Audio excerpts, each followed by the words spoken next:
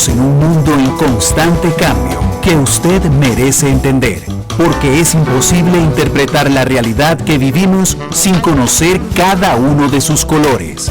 Porque muchos son los tonos de la actualidad. Presentamos Matices. Una producción de Noticias Monumental.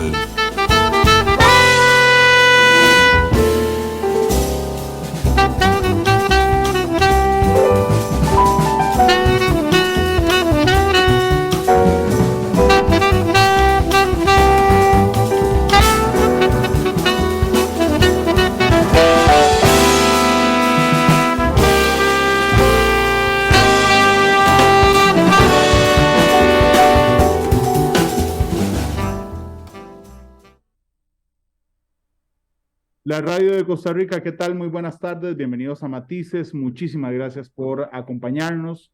Yo soy Randall Rivera, les agradezco muchísimo que estén con nosotros en el segundo programa de la semana, hoy martes, día además de partido de la Selección Nacional, por lo que Matices está de 12 a 1 de la tarde, así es que gracias por estar con nosotros.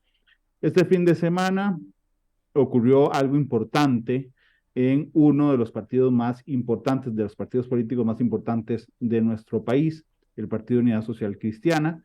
Así es que yo invité a su presidente, Juan Carlos Hidalgo, para conversar al respecto. Don Juan Carlos, bienvenido a Matices, ¿qué tal? Buenos días, don Randall, muchas gracias por tenerme. Muchas gracias. Yo quiero recordarles, estamos en radio, en 93.5 FM, estamos en internet, estamos en Facebook, en la cuenta de Noticias Monumental, donde ya han empezado a darnos sus reportes de sintonía, que siempre agradecemos, por supuesto, y también esta noche en Canal 2, y pueden descargar en cuestión de minutos, una vez finalizado el programa, Matices a través de los servicios de podcast, como Spotify, Google Podcast y Apple Podcast. Don Juan Carlos, para entender la trascendencia de lo que vamos a conversar, yo quisiera echarme un poquito para atrás. ¿Está bien?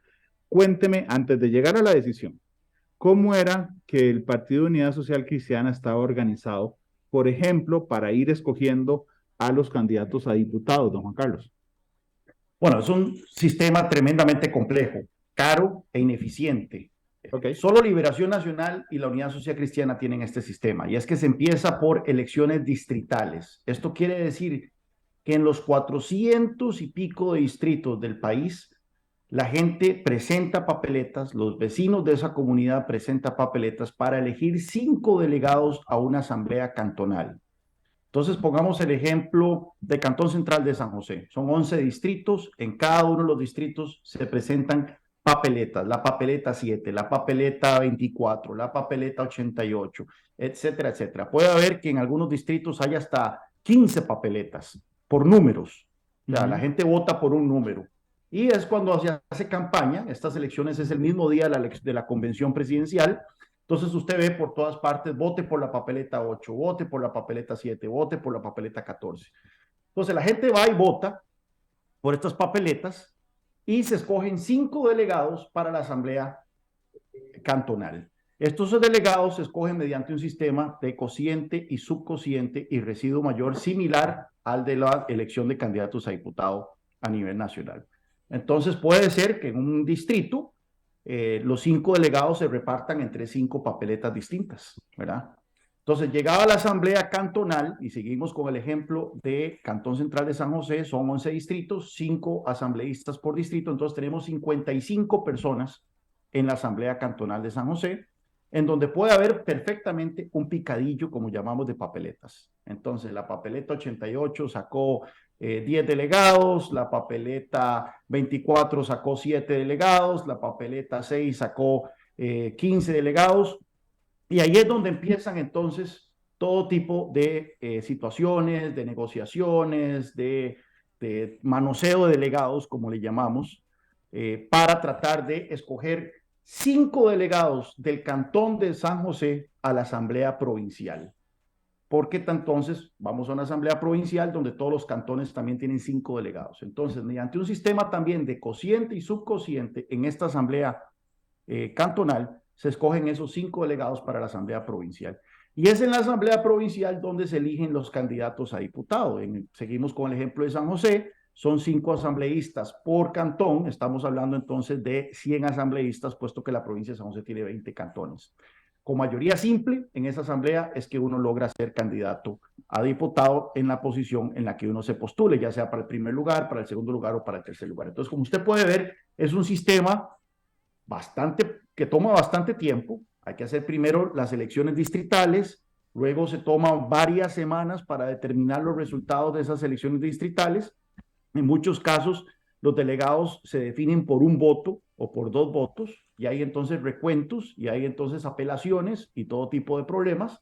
Luego vamos a una asamblea cantonal que también toman varias semanas en llevarse a cabo.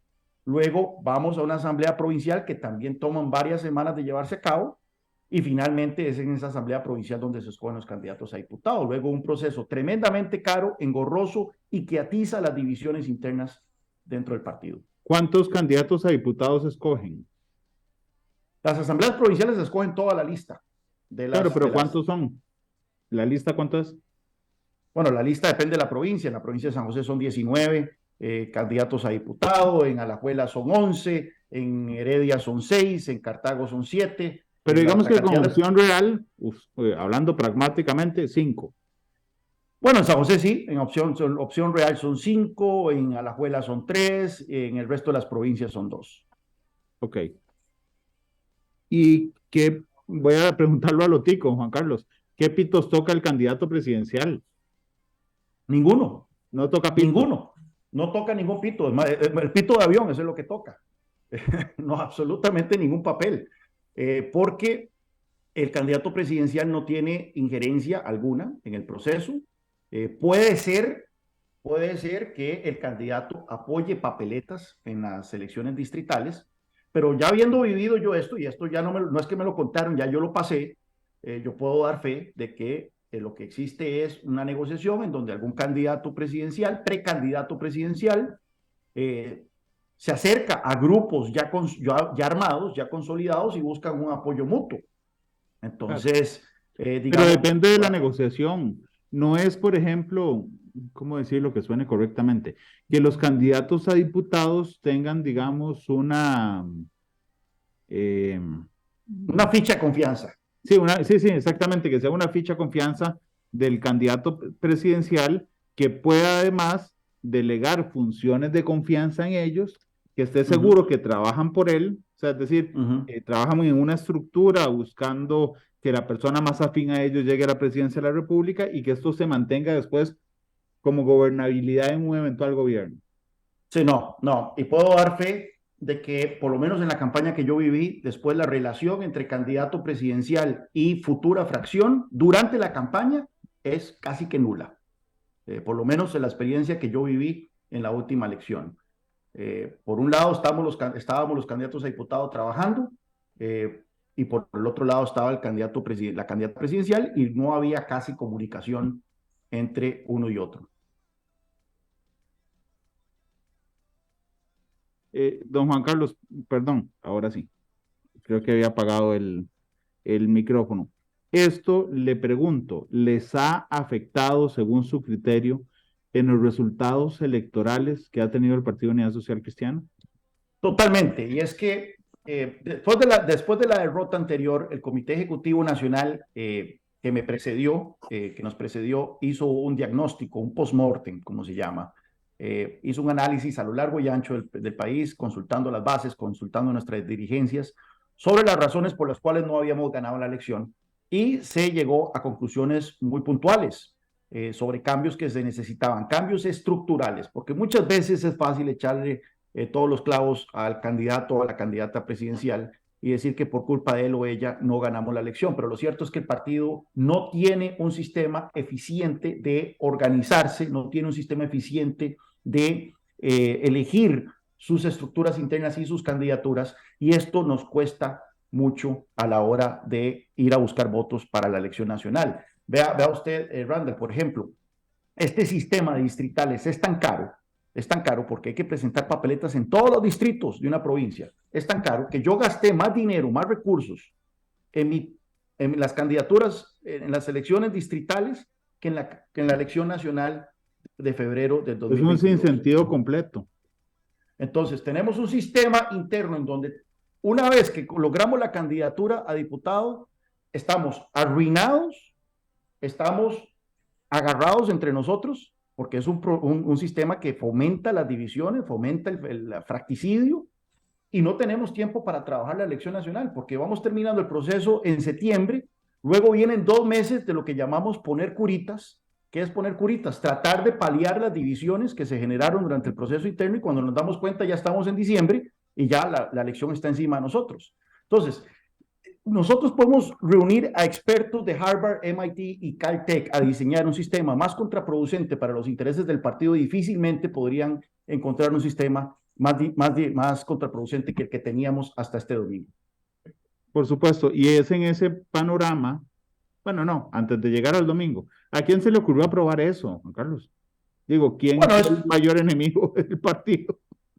Esto fue, bueno, el Código Electoral antes demandaba que los partidos hicieran elecciones distritales, asambleas. Es que hay una diferencia entre elecciones y asambleas que es un poco técnica, ¿verdad?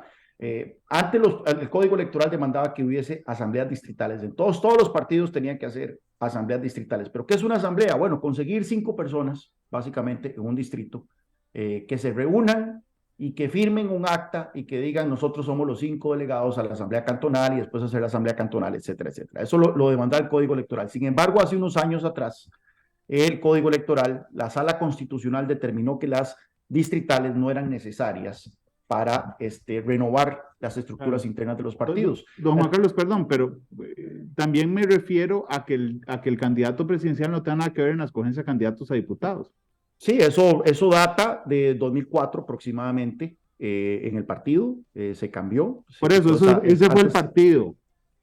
Así es, eso sí fue el partido. La elección de que el candidato presidencial no tenga opción de poner un puesto elegible, eso fue una decisión del partido por allá del 2004.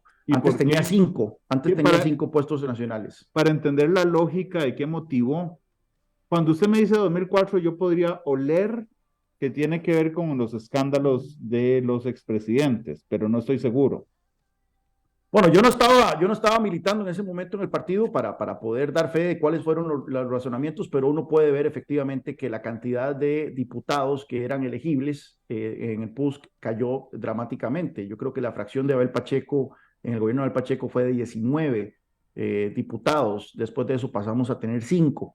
Entonces, obviamente ya los puestos que eran elegibles eran muy pocos, y había una gran presión por parte de las provincias para que los candidatos que fuesen a tener esos primeros lugares en las papeletas fuesen electos mediante estos procesos territoriales. Ok, entonces, si ya era difícil, porque claramente al PUSC que usted no militaba se le viene el escándalo de los expresidentes, se viene la crisis de los expresidentes, ya de por sí muy difícil, entonces aprobaron cosas más difíciles todavía entiendo que tal vez por la desesperación para hacer todo más complicado para el PUSC.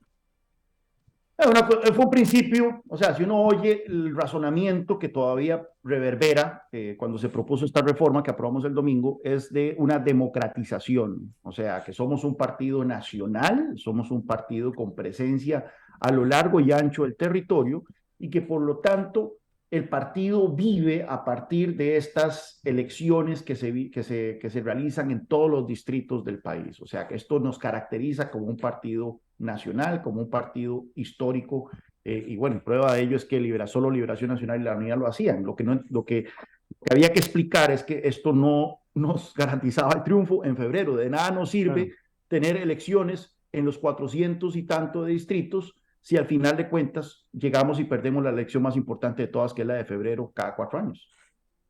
Don Juan Carlos, pero digamos, eso es uno lo puede valorar muchísimo desde el punto de vista de democracia popular, pero en Realpolitik es un suicidio político.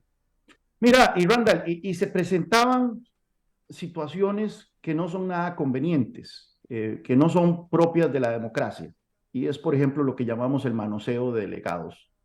Las votaciones en estas asambleas son secretas. Entonces, los delegados que salen de las elecciones distritales y van a una asamblea cantonal votan en una urna por los delegados que van a la provincial, y la provincial votan en una urna por los que van a la nacional y por los candidatos a diputado. Y esto se presta para todo tipo de situaciones que no son propias de una democracia sana, como el manoseo de delegados, como llamamos. O sea, los delegados que una papeleta saca no necesariamente van a votar por esa papeleta luego, sino que alguien llegue y les hace algún ofrecimiento y pueden votar y pueden traicionar a la gente con la que supuestamente estaban. Y eso ocurre en todo momento. Entonces, esto es donde se empiezan las divisiones internas, ¿verdad? Porque nos convertimos en nuestros propios peores enemigos, empezando a cuidarnos de los delegados para que no nos los quiten. Empezamos a sospechar de nuestros rivales, empezamos a sospechar de nuestra propia gente y sinceramente no es un proceso nada sano para la integridad de la democracia y para el fortalecimiento del partido. Lo curioso es que después de 2004, digamos, una vez superada la crisis que duró un par de años, de la crisis inmediata, digamos, que se generó por esto, yo he escuchado o escuché la crítica y el ruego a modificar esto durante, no sé, 3, 4 elecciones nacionales de los candidatos, de los precandidatos y de los presidentes del partido y de los expresidentes de la República. Efectivamente, y cuando yo me incorporo al partido... y suya, ¿por qué no pudieron? Cuando yo me incorporo al partido en el 2019, escucho quejas, pero el sistema todavía le estaba dando resultados a quienes ganaban. Recordamos que al final de cuentas, los únicos que pueden cambiar el sistema es la Asamblea Nacional, que está compuesta por la gente que ganó el proceso, que ganaron los distintos procesos. Entonces, al verse ganadores, creen que pueden dominar el sistema y seguir sacándole rédito a esto. Lo que pasa es que cada vez más, cada 4 años, el proceso se volvía más fracticida, se volvía más contraproducente para los intereses del partido. Entonces, cuando yo soy electo presidente del Comité Ejecutivo Nacional y me lanzo para este puesto con un mensaje de reformas, y la principal reforma que yo prometí impulsar fue cambio a los estatutos para eliminar las elecciones distritales. Al final de cuentas, sorpresivamente encontré mucho apoyo a lo largo y ancho de todos los actores políticos dentro de la unidad, porque efectivamente ya el sistema se estaba volviendo muy pesado para todos, incluso para los mismos ganadores. Y bajo ese panorama es que llegan a este fin de semana, don Juan Carlos. Entonces, con ese panorama llegamos a este fin de semana. La primera decisión que toma el Comité Ejecutivo Nacional que presido fue nombrar una comisión de reforma a los estatutos. Esto fue en septiembre, una comisión presidida por don Miguel Ángel Rodríguez, quien ha sido un gran crítico del sistema en los últimos años, y compuesto por otros actores importantes, doña Ruina Contreras, expresidenta de la Asamblea Legislativa, don William Alvarado, exdiputado, exsecretario general del partido, Ana Valdelomar, una asambleísta de Liberia, don Arturo Campos, otro asambleísta del Cantón Central de Alajuela. Y ellos en estos últimos meses hicieron un trabajo muy exhaustivo, primero de análisis de los estatutos tal cuales estaban, qué cambios eran posibles bajo la legislación electoral, porque tampoco podíamos ponernos muy creativos. Al final de cuentas tenemos una camisa de fuerza, que es el Código Electoral, y que no nos permite hacer todo lo que queramos, y lamentablemente muchas cosas que queríamos hacer no se pudieron hacer. Y eventualmente aterrizar todo esto en un documento que se socializó a lo largo y ancho del país. En las 7 provincias hubo encuentros con los asambleístas nacionales, se recibieron insumos, se hicieron cambios, hubo negociaciones de último minuto, pero se aprobó una reforma que sigue siendo una reforma histórica, sigue siendo una reforma bastante profunda de la manera en que venía funcionando el partido, que creo que va a dar réditos en la próxima elección. ¿Y qué contiene la reforma, don Juan Carlos? Entonces, el primer paso de la reforma es que eliminamos las distritales. Ya no va a haber estas elecciones distritales, pero ahí teníamos una disyuntiva. ¿Cómo hacemos entonces para renovar nuestros procesos internos, tomando en cuenta que también somos un partido nacional y con presencia en todo el territorio nacional? No somos un partido de garaje, o sea, no podemos empezar haciendo una asamblea cantonal en una casa o en un salón comunal para elegir los asambleístas a la provincial y luego a una asamblea nacional en donde se escogen a dedo los candidatos a diputados. Al final de cuentas sí tenemos un partido con mucha participación popular a lo largo y ancho del territorio. Entonces lo que decidimos fue eliminar las distritales y pasar a un proceso de elecciones cantonales. Es decir, sí va a haber una elección en conjunto con la convención presidencial, en donde la gente vota por una papeleta, pero ya no es una papeleta a nivel de distrito, sino una sola papeleta a nivel de cantón. Vamos a ser el primer partido que tiene este sistema a nivel nacional.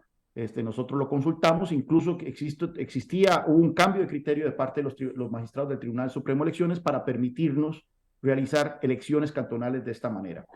Entonces, volviendo al ejemplo del Cantón Central, ya los habitantes del distrito del Carmen o el distrito de San Francisco de Río no van a votar por una papeleta en su distrito, sino que van a votar por una papeleta para todo el cantón.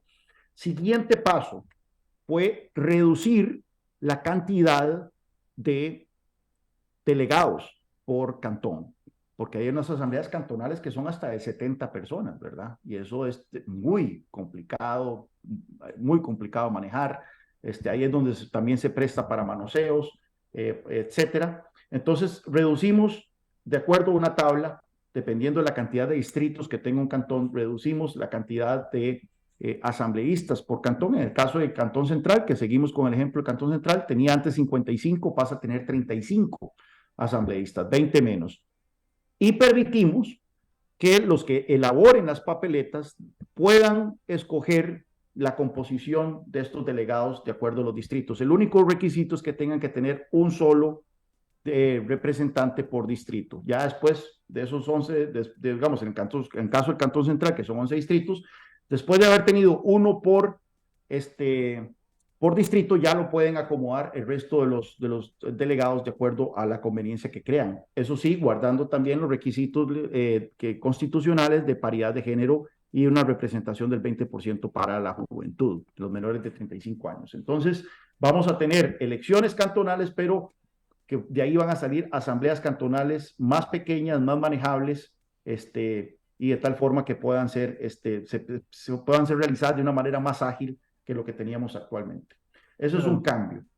Se está introduciendo también un umbral del 10% de la votación para las papeletas que quieran participar en la repartición de delegados. Es decir, el sistema sigue siendo cociente y subcociente y residuo mayor, pero las papeletas que no logren un 10% de la votación quedan fuera de la repartición de delegados. Esto para evitar el picadillo de papeletas. Muchas veces la gente metía papeletas para sacar un solo delegado por residuo mayor y después iban a vender ese voto a una asamblea cantonal. Pues bueno, hemos puesto entonces un umbral de 10% para garantizarnos que solo las papeletas más fuertes puedan llegar a tener delegados y así entonces hacer bloques más consolidados a la hora de que haya estas papeletas y evitar ese fenómeno del pasar de votos que muchas veces teníamos en algunos cantones. Don Juan Carlos, antes de entrar a otra reforma, nada más voy a quedarme en la primera, en la eliminación de las distritales y la elaboración, digamos, de este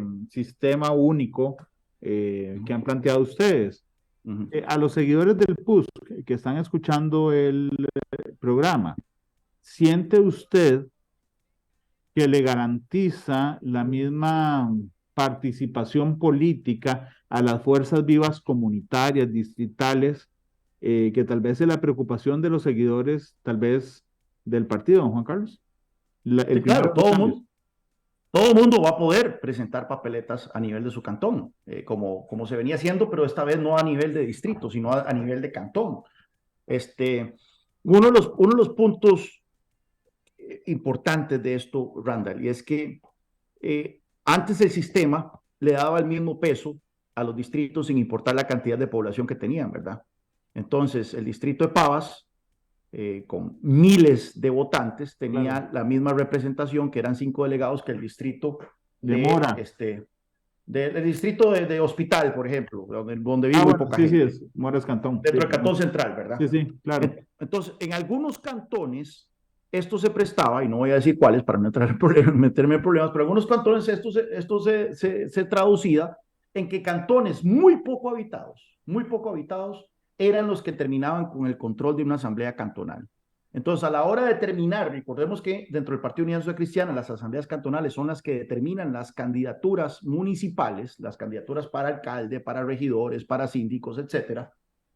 A la hora de la asamblea cantonal para elegir las autoridades municipales, los distritos poco habitados eran los que terminaban acaparando los puestos más elegibles, el primer lugar para regidor, el primer lugar suplente, etcétera, etcétera. Y esto era contraproducente para los intereses del partido, puesto que al final de cuentas no estábamos entonces postulando gente que representara las partes más habitadas del país. Entonces, con este sistema vamos a tener entonces mayor representatividad de los distritos con mayor población, y eso creo que también va a favorecer los intereses del partido.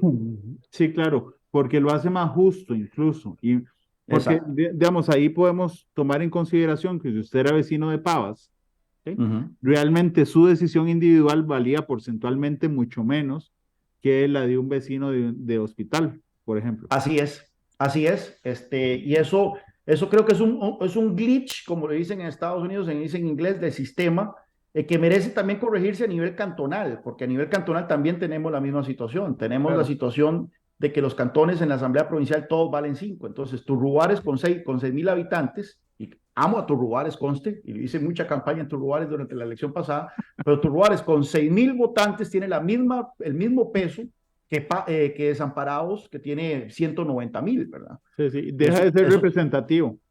deja de ser representativo. Nosotros tratamos de corregir eso, pero el tribunal no nos dio mucho margen de maniobra. El tribunal no permite reducir la cantidad de delegados por cantón. Nosotros originalmente estábamos planeando pasar de 5 a 3 todos los cantones y darle más peso a los cantones con mayor población, pero el tribunal dijo que no podemos reducir la cantidad de delegados por cantón de 5 y que si queríamos ampliarlo, podemos ampliarlo hasta 9 por cantón, lo cual al final de cuentas no valía la pena, puesto que entonces esto íbamos a terminar con asambleas provinciales más grandes de lo que teníamos actualmente, cuando el propósito que queríamos era más bien hacerlas más pequeñas y más manejables. Ok, vamos a la segunda reforma que ya usted nos contó. Para profundizar en ella, el umbral es umbral del 10%. Uh -huh. Garantiza menos picadillo, Uh -huh. me parece. De Y, papeletas, sí. sí, y lo otro es que garantiza también, vamos a ver, yo no sé si se leyó un libro, a mí me pareció muy interesante que se llama ¿Cómo mueren las democracias? Aquí lo tengo, aquí atrás. Sí. Bueno, yo lo estoy viendo aquí en la biblioteca de la oficina. Hay una parte de ese libro que plantea que son los propios partidos políticos los encargados de cerrar, digamos, opciones, no digo que sea el Sí. caso de Just, Uh digamos, -huh. algunas ideas poco democráticas incluso, que surgieron, digamos, en pequeñitos grupos, muy Uh pequeñitos, -huh. sin representación, sin apoyo, pero que Uh -huh. gracias, digamos, a la igualdad de oportunidades empezaron a escalar y los Uh -huh. partidos en otros países no fueron capaces, digamos, de cerrar esas ideas sui generis, digamos, que surgieron, Uh -huh. ocurrencias, para ponerlo en esos términos. De Uh alguna -huh. manera también ustedes garantizan con ese umbral que quienes avancen, digamos, o quienes logren participar activamente, tengan cierto apoyo, lo que garantice un respaldo a esas ideas, don Juan Carlos. Exactamente, es que para ponerle un ejemplo, bueno, yo antes estaba domiciliado en Curridabat, entonces el distrito central de Curridabat, cuando yo participé en la elección distrital, terminó con picadillo, como se dice, es decir, de los 5 asambleístas para la cantonal en el distrito central de Curridabat, salieron 1 de cada papeleta, y había más papeletas que se quedaron sin nada. Pero entonces una papeleta que tuvo 150 votos tuvo un asambleísta, y otra que tuvo 30 votos tuvo el mismo asambleísta. ¿Por qué? Por el sistema de cociente y subcociente y residuo mayor. Y esto para nosotros no es justo. O sea, una papeleta que tiene 150 votos no puede terminar con la misma cantidad de delegados que uno que tuvo 30, ¿verdad? Entonces, por eso que introdujimos este umbral del 10%, para garantizarnos que solo las papeletas más votadas, que tengan más del 10% del voto de la votación de ese cantón, puedan entrar en el juego de repartición de delegados y entonces tengamos una asamblea cantonal más consolidada. ¿Qué era lo que sucedía, Randall? Y nuevamente, un fenómeno nada agradable para la democracia. Mucha gente se mete en estos procesos a ver qué saca. Entonces, presenta una papeleta pellejeando un asambleísta por distrito y luego llega y literalmente vende los votos en una asamblea. Y eso no es para nada agradable, no es para nada sano para la democracia. Entonces, lo que queremos aquí es que la gente que saque delegados es porque en verdad tiene un apoyo popular importante y porque en verdad tiene un proyecto político serio que va hacia adelante y no simplemente para sacar las ganancias coyunturales de una asamblea cantonal. Ok, estaba por contarme cuál era la tercera reforma.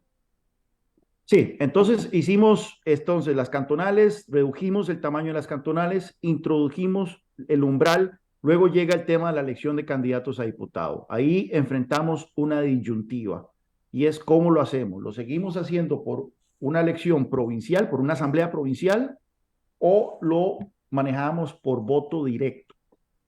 En el tema de la asamblea provincial, el partido, la propuesta que hizo la Comisión de Reforma a los Estatutos es que los delegados de la Asamblea Provincial se eligieran por voto popular, es decir, que no pasaran por el embudo de la Asamblea Cantonal.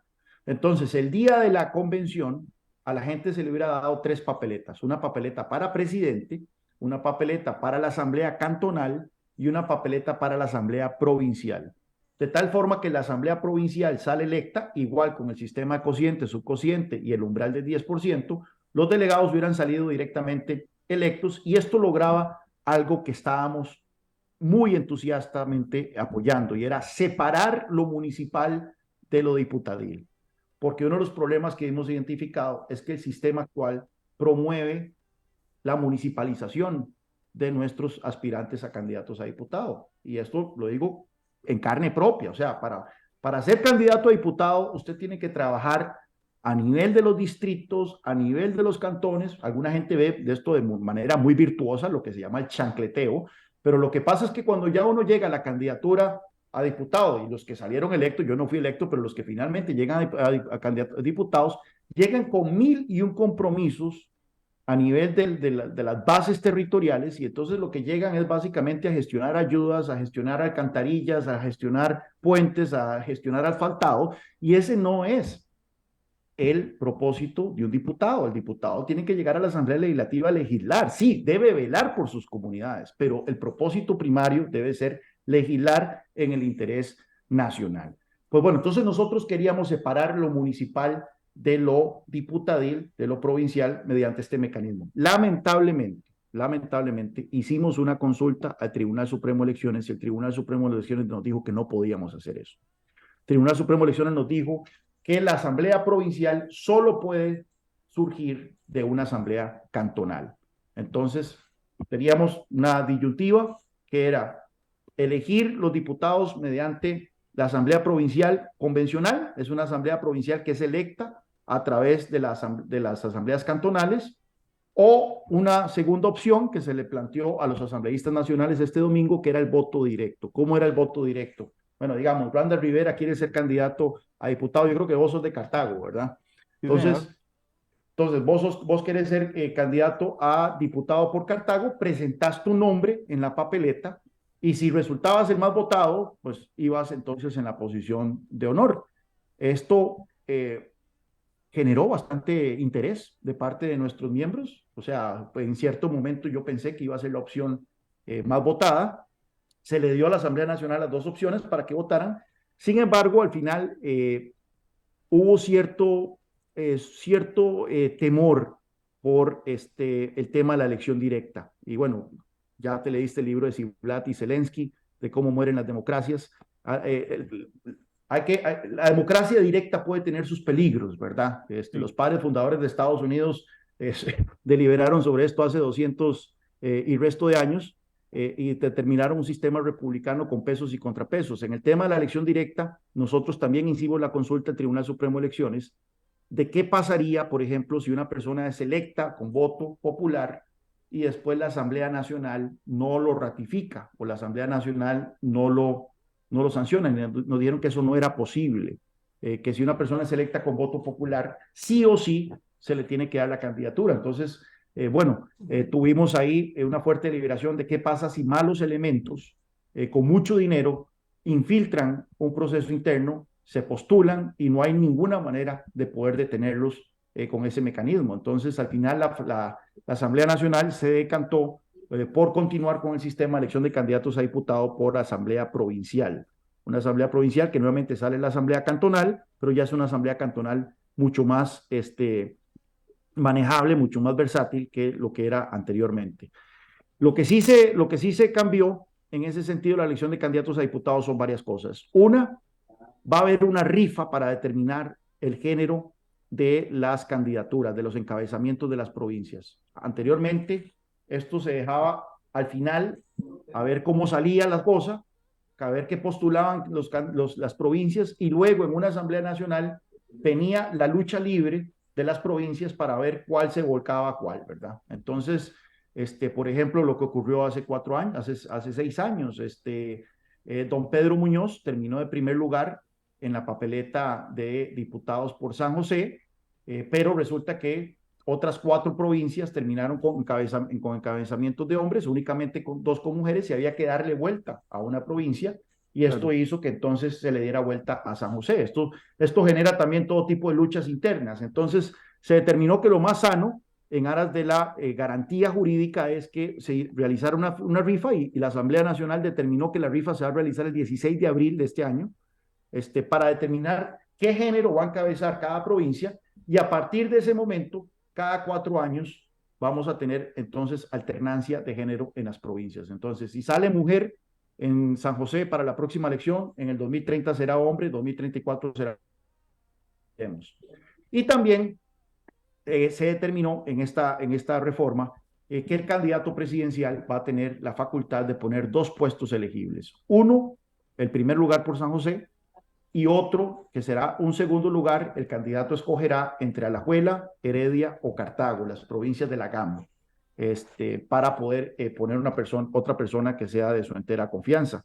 Esto, por supuesto, generó mucho controversia en lo interno, y hubo un debate muy acalorado el domingo al respecto, pero prevaleció la tesis de que esto no es permitir que el candidato ponga el primer lugar o el segundo lugar en las otras provincias. Esto es permitir que el futuro presidente de la República tenga 2 diputados de su entera confianza en la fracción legislativa, de tal forma que pueda coordinar mejor la labor de su gobierno con la fracción oficialista.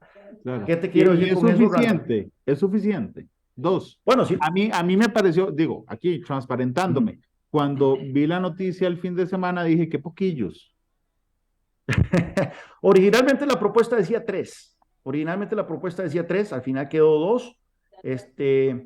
Era lo posible, Randall, era lo posible. Más allá Ok, no era posible ok, era lo posible, pero sacar es eso. suficiente. Yo creo que es un buen primer paso. Roma no se construye en un día. Entonces, es un buen primer paso. Si nosotros vemos las fracciones oficialistas de los últimos 2 años, y ya no son de ni siquiera 19 diputados, sino son como de 11 o 10. Entonces, proporcionalmente, 2 es un número que coincide con lo que era antes, que se le daba 5 en una fracción que eran como de 27. Claro, Entonces, proporcionalmente una es lo que, quinta lo, que, lo que parte. había antes. Exactamente, una quinta parte. Obviamente nosotros aspiramos a sacar no 10 diputados en la próxima elección, sino aspiramos a tener la fracción más grande, ojalá una fracción que roce los 20 diputados, pero para eso tenemos que hacer mucho más trabajo en los Claro, próximos años. y si Uh-huh. lo consiguen y consigue ganar la elección presidencial, el presidente tendría control nada más del 10% de la fracción. Ahí es donde me Sí, parece muy poquita. sí, pero peor es nada, ¿verdad? Peor es nada. Y obviamente la idea es que el candidato presidencial ponga gente con ciertas características que le permitan tener unos ojos, oídos y voz en esa fracción legislativa. Yo personalmente. Infiero a mi pregunta de si es Ujú. suficiente, infiero que no, pero era lo posible entonces. Era lo posible. Más de eso no era posible.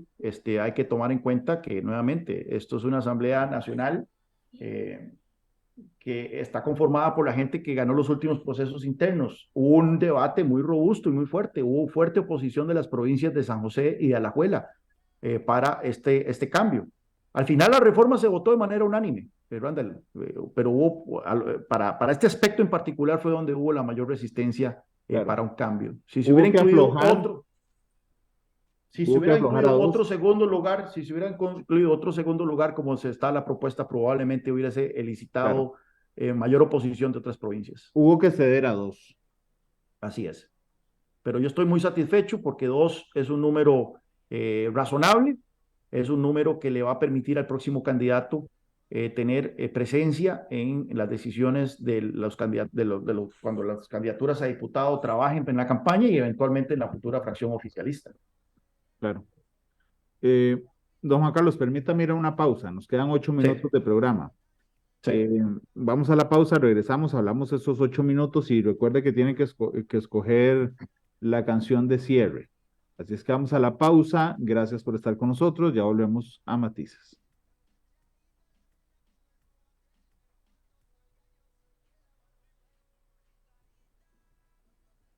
La radio de Costa Rica, regresamos a Matices. Don Juan Carlos Hidalgo, presidente del Partido Unidad Social Cristiana, nos acompaña esta tarde, hoy en horario especial, por el partido de la Selección Nacional, que ojalá ganemos, para clasificar a eso tan raro que llaman el Final Four de la CONCACAF. Quería dedicar estos 8 minutos a hacer un análisis más integral respecto a qué le ha parecido a su presidente, a usted. Por ejemplo, la labor de oposición en teoría de la fracción legislativa actual, don Juan Carlos. Sí, yo estoy bastante satisfecho con la labor de la fracción. Ciertamente, en épocas de polarización y en épocas de mucha fricción política, los que roban cámaras son aquellos que hacen el mayor circo, el mayor show, que no necesariamente son los que están contribuyendo a un debate político más sano. En este caso, la fracción de la Unidad Social Cristiana creo que ha hecho un trabajo serio, un trabajo estudioso, un trabajo propositivo. Nos hemos opuesto cuando hay que oponerse. Salimos a pronunciarnos en contra del proyecto de ley de venta del Banco de Costa Rica porque estaba tremendamente mal diseñado.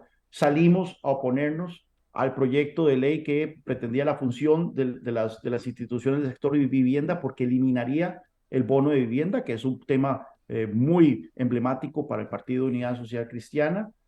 Fuimos el partido que salió con una propuesta para sacar a Costa Rica de la lista gris de la Unión Europea de país no cooperante en materia tributaria, robándole el mandado al gobierno cuando el gobierno quería utilizar eso como excusa para introducir la renta mundial.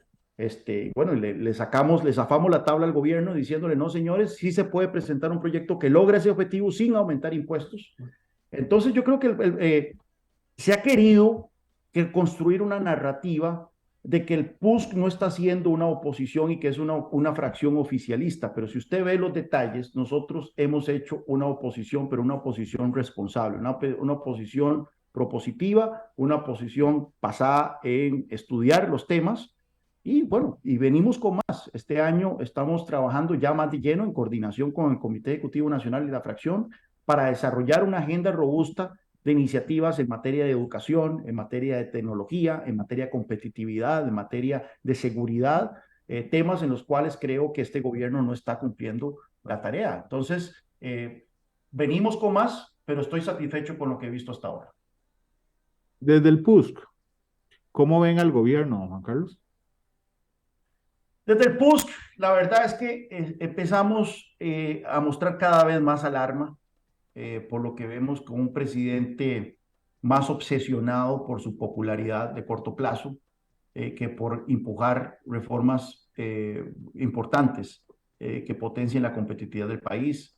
Vemos con alarma el deterioro en materia de seguridad, en donde no vemos mayor cosa. Encontramos muy desafortunadas las declaraciones recientes del ministro de Seguridad.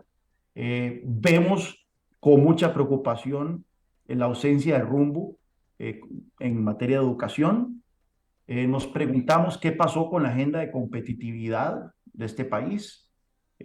Sí, dentro del partido hay gente que entusiastamente apoya una agenda de apertura comercial como la que hemos visto, Alianza del Pacífico y demás. Hay otros sectores del partido que no lo ven con tanto entusiasmo, debo aclarar, pero históricamente el Partido Unidad ha sido un partido pro libre comercio y en eso estamos en sintonía con este gobierno, por lo menos un sector importante del PUSC. Pero más allá de eso, como que ya pasó un año y aparte de los eurobonos que se le aprobaron al gobierno, y efectivamente si usted ve las colocaciones que se están anunciando una tasa de interés menor de lo que se hubiera sido si se colocara en el mercado interno, entonces fue un proyecto positivo, pero aparte de eso, no hemos visto absolutamente nada de sustancia en materia legislativa, y este país requiere de reformas estructurales que necesariamente deben pasar por la Asamblea Legislativa. Entonces, ya se nos fue un año y el partido está empezando a mostrar señales de preocupación por esa ausencia de rumbo y ver un presidente más enfocado en su popularidad y en pleitos con diversos actores políticos y de la sociedad civil que en gobernar efectivamente este país.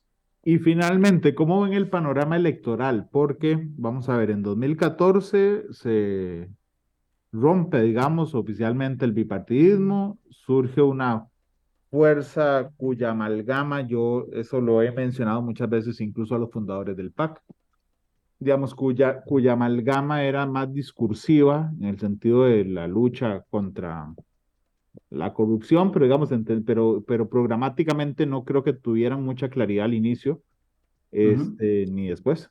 Pero digamos, surgen dos gobiernos de un partido nuevo relativamente.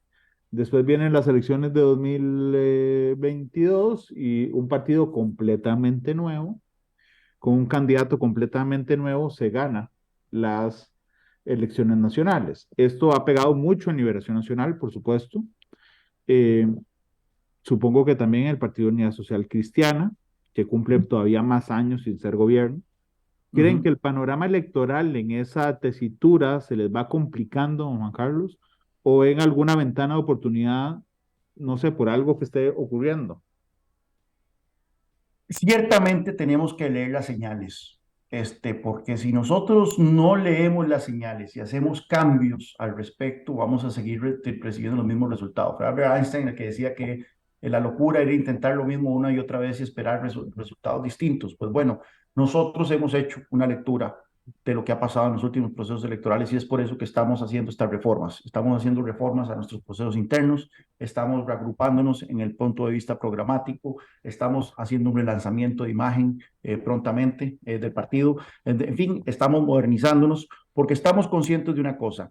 La época en que la gente nacía en un partido político y moría en el mismo partido político ya no va a regresar. Más del 70% de los costarricenses dicen no tener una afiliación partidaria y eso yo creo que no se va a revertir. Entonces lo que ocurre es que cada 4 años el grueso de los votantes decide, y muchas veces pocos días antes, por quién va a votar basado en quién le ofrece algo que lo entusiasme, quién le ofrece algo que lo emocione. Y nosotros tenemos que ser ese partido político. Sí soy de la tesis, que si bien la gente vota por figuras, y eso lo vimos en la elección pasada, creo yo que después de estos 4 años, y puedo estar muy equivocado, pero creo yo que después de estos 4 años, viendo lo que promete ser cada vez más un gobierno caótico, en donde distintas figuras caen y se contradicen con el presidente y terminan hasta siendo demandados por el presidente, que eso no es un espectáculo nada agradable. Creo yo que al final de estos 4 años, la gente le va a dar un premium adicional a un partido político, al candidato que sí tenga un partido político serio y propositivo detrás. Y eso es lo que estamos tratando de construir en el Partido Unidad Social Cristiana. No sabemos quién será el candidato presidencial nuestro, pero sí tendrá detrás un partido político robusto, un partido político que en estos 4 años ha fortalecido su institucionalidad, ha fortalecido su propuesta programática, de tal forma que los costarricenses digan el próximo primer domingo de febrero del 2026, sí, me gusta ese carajo o me gusta esa candidata, pero además detrás tiene un equipo que lo respalda, un equipo sólido que le va a dar estabilidad al próximo gobierno. Yo creo que eso es algo que los costarricenses van a tener muy en cuenta cuando ejerzan su voto en las próximas elecciones. Don Juan Carlos, y de último, un minuto, que siempre se lo pregunto, los expresidentes. Bueno, ¿Algún papel de ellos? Don Miguel está muy activo en el partido, participando en el consejo político. Él fue uno de los autores principales de esta reforma a los estatutos. Don Rafael Ángel, como usted sabe, me une una relación filial. Soy familia de él y me veo constantemente con él. Yo sueño con que la familia socialcristiana se una durante mi mandato como presidente del Comité Ejecutivo Nacional y seguimos trabajando en esa dirección para que ocurra pronto, más pronto que tarde. Don Juan Carlos, muchas gracias. Ha estado muy, muy interesante. Siempre es un placer, Randall, y ahí estamos comentando más adelante los siguientes cambios que vamos a estar trabajando en el partido. Me alegra además que leamos los mismos libros. Don Juan Carlos, muchas gracias. Así es. ¿Con qué canción quiere despedirse? Mira, mi canción favorita es una canción muy triste, pero es una canción interesante que es Linger de Cranberries. Linger de Cranberries. ¿Por qué? Mira, es interesante porque hace poco conocí al encargado de Centroamérica de la Embajada de Irlanda, que está ubicada en México, pero él es el que ve Costa Rica. Almorcé con él y es de apellido O'Riordan. Entonces le hice la pregunta que probablemente todo el mundo le hace, que si él es familiar de Dolores O'Riordan. Y me dijo que no, pero que él estuvo en el ejército y que uno de sus subordinados en el ejército fue la persona que inspiró esta canción. Wow. Como saben, es una canción de despecho. Ella critica a este carajo que la maltrató mucho sentimentalmente, y al parecer era el subordinado de este diplomático que ahora va a estar visitando Costa Rica mucho en su nueva función como encargado de Centroamérica para la Embajada de Irlanda. Linger, de Cranberries. ¿Será que despida matices hoy, don Juan Carlos? Muchas gracias. Muchas gracias, Randall, y un saludo a todos los que nos escucharon. Gracias, don Juan Carlos. Feliz tarde. Todas las perspectivas, cada punto de vista. Exploramos la realidad y cada uno de sus tonos. Esto fue Matices por Radio Monumental.